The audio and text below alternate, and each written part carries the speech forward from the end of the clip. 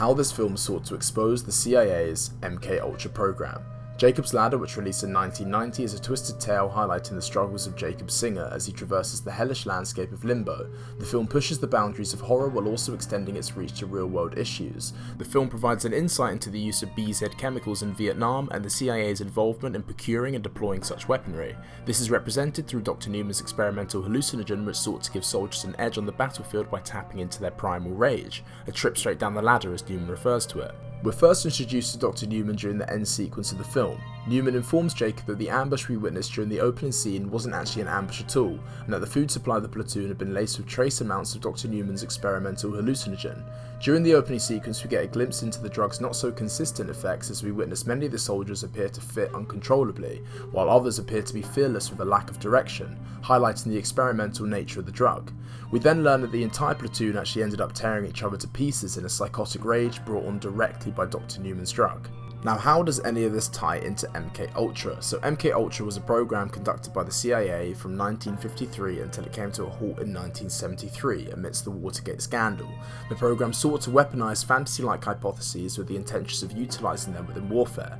These methods included mind control, telepathy, and most importantly, chemical weapons research. The chemical research included the possibilities of weaponizing a drug that was 100 times stronger than LSD, called quinculidinyl benzylate, or BZ for short. The research had been conducted with the primary aim of BZ being used to incapacitate the enemy by blocking certain neuropathways. Contrary to the hallucinogen used within the film, BZ's effects provided a general feeling of sedation which typically escalated to hallucination a few hours after ingestion. At the end of the film, we're greeted with a quote claiming of the high possibility of BZ hallucinogens being weaponized within Vietnam.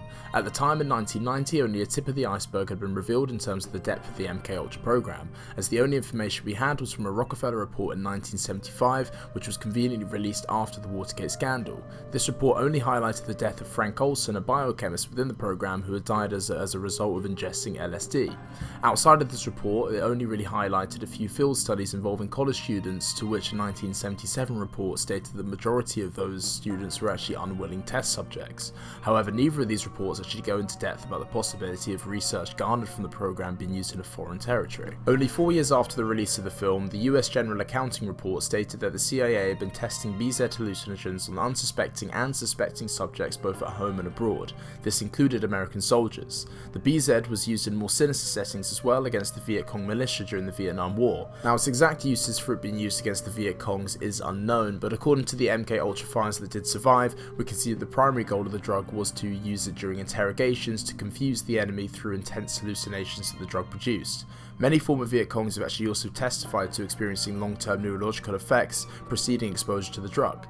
Again, whether this is actually a direct result of the BZ hallucinogen is unknown.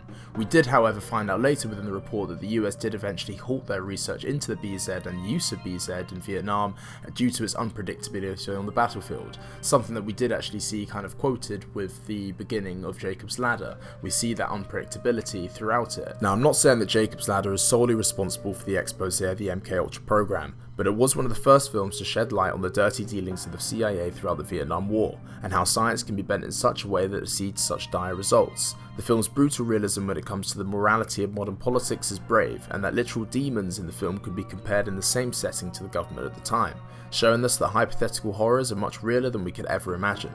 Well, I hope you guys did enjoy. I hope you guys have a great rest of your day, evening, whatever. Bandman, out.